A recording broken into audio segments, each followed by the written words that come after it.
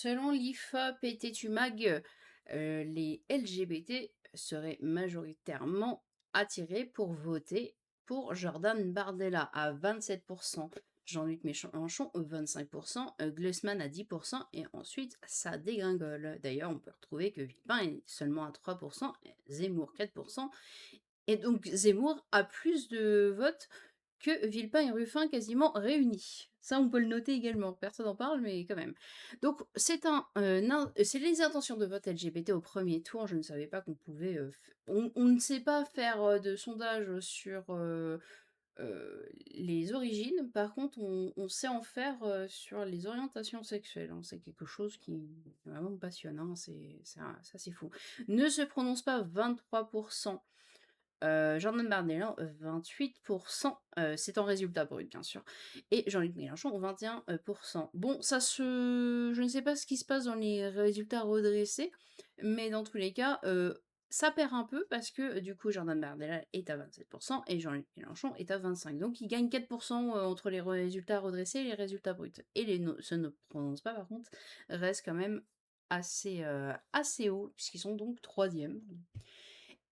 Nous avons la base des ensembles des personnes LGBT+ inscrites sur les listes électorales. Ça représente 742 personnes, ce qui est non pas c'est un suffrage assez petit, mais qui montre quand même une certaine réalité. C'est que il y a quand même une grande majorité des LGBT qui sont donc plutôt de droite, puisqu'ici on a quand même pas mal de votes de droite qui donnent une bonne partie de l'échantillon. Ils n'ont pas présenté de sous-échantillon. On sait que les hommes et les femmes votent très différemment au sein des LGBT. Oui, puis LGBT, du coup, ça inclut les non-binaires. Ça aurait été intéressant de savoir un petit peu qui vote quoi.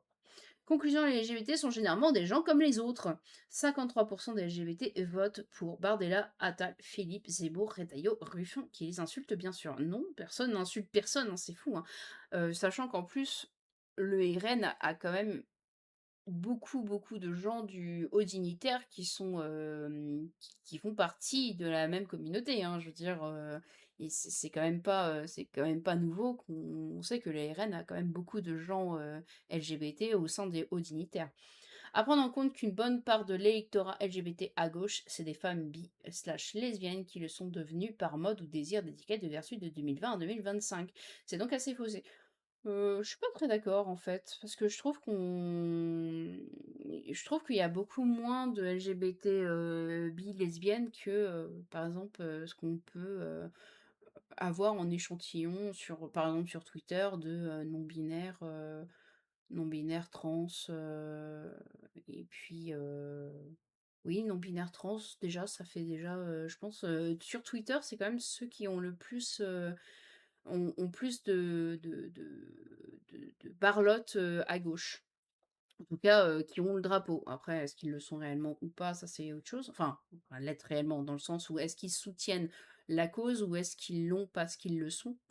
Est-ce qu'on peut savoir pourquoi le score brut de 21% LFI est redressé à plus de 4% quand les scores des autres candidats ne le sont pas, voire abaissés? Bah oui, je suis assez curieuse de savoir comment 4%, parce que 4% c'est quand même, c'est quand même énorme, hein, c'est Bruno Retailleau, 4%, hein, donc juste pour ma culture personnelle, comment interroge-t-on un échantillon à 100% LGBT? Les gens se plaignent toute l'année des politiciens vendus, escrocs et j'en passe, et vous allez encore aller voter? J'ai jamais vu un peuple aussi soumis. Bah, d'un côté, après, c'est tout ce qu'ils ont, hein. Ah, analyse. Le paysage politique LGBT se fracture en deux pôles irréconciliables. Bon, je pense qu'on peut se réconcilier, hein. La poussée à 27% du soutien au RN marque la fin d'un tabou historique. Pour ces électeurs, la menace a changé de visage. Ils savent qui les attaque en priorité et osent enfin le dire. Ah, tu es de droite, toi, hein, c'est qui les attaque et ils osent le dire. Le ralliement opposition anti-immigration devient une stratégie de protection concrète de leur vie. Et je pense qu'il y a une bonne partie ça, en fait. Je pense qu'il y a une bonne partie de gens qui se sont ralliés à Bardella parce que justement ils savent que euh, si on ouvre beaucoup trop, par exemple juste avant je parlais de Persépolis, mais si on ouvre un peu trop la police des mœurs, ça va retomber sur leur propre liberté, ça va être affreux quoi. Ça va être affreux pour la plupart des personnes LGBT.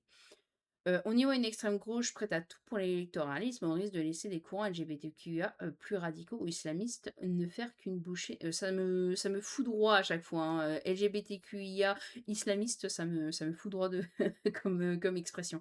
Ne faire qu'une bouchée des droits LGBT au nom d'alliances de circonstances. Cherchez Hamtramck sur Google. Et vous, quelle est votre analyse?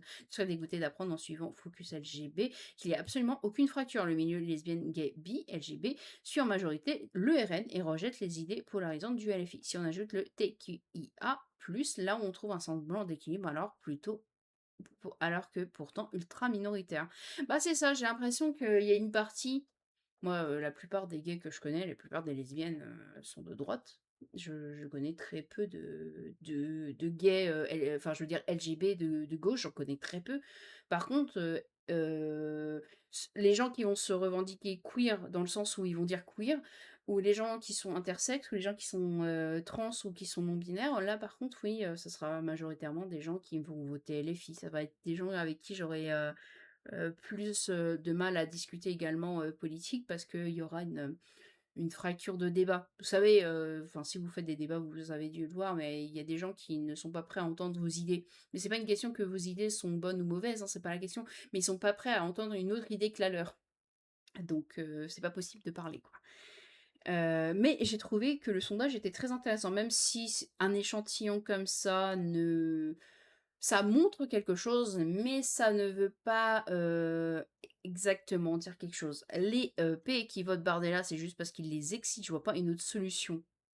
Ah oui, oh bah, c'est génial ça, ce genre d'information, c'est vraiment ce qui est bien, c'est qu'après ça va dire: «Ouais, je comprends pas, hein, pourquoi ils votent, Bardella, hein, parce que, nous on n'est pas très homophobes». Alors qu'ils sont en mode: «Ouais, s'ils sont gays et qu'ils votent Bardella, bah, c'est forcément parce que, donc toutes les femmes votent Bardella parce qu'il est beau». Enfin, je veux dire, personne sait, tenir ses hormones, personne a des goûts, particuliers, personne non, vraiment, c'est juste pour ça, quoi. Il faut présenter cette info avec le chiffre donné pour la population générale par ce même sondage. 36% en faveur de Bardella, donc l'info c'est que la proportion de LGBT sondés qui votent RN est 9 points inférieure à la population générale. L'échantillon est pas le même. On peut pas, non, attendez, mais ça c'est fou, hein.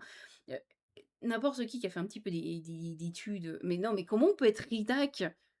Comment on peut être rédacteur et pas savoir qu'on peut pas mettre des échantillons qui n'ont absolument pas la même population, parce que là, on est quand même que sur 700, hein. 700, c'est rien du tout.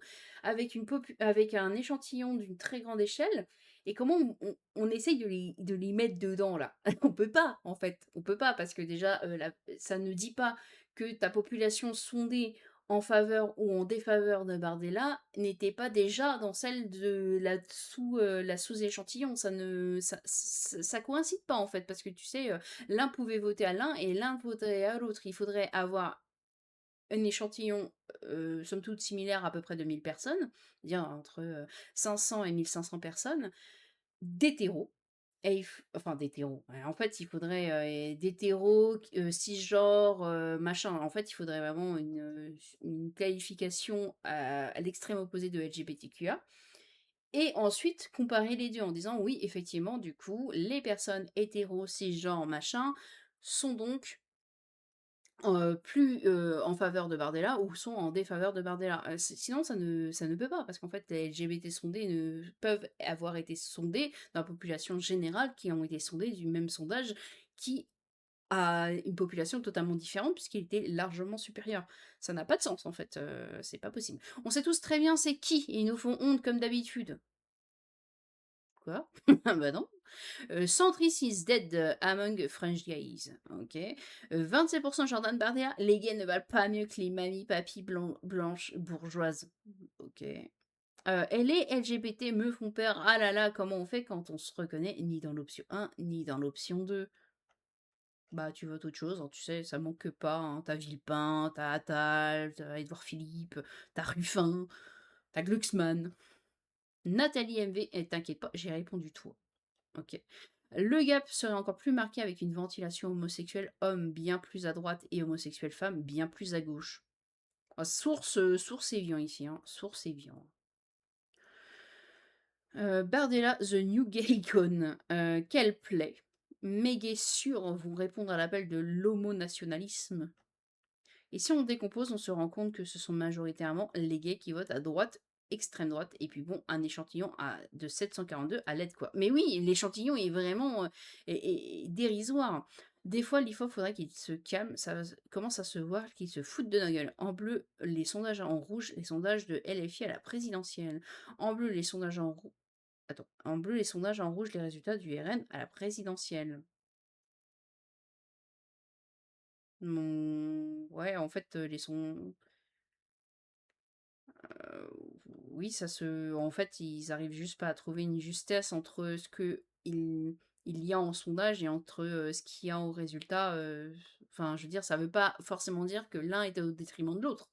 Ça n'a pas vraiment de sens. On retire le G de LGBT et on perd 20 pour Bardella.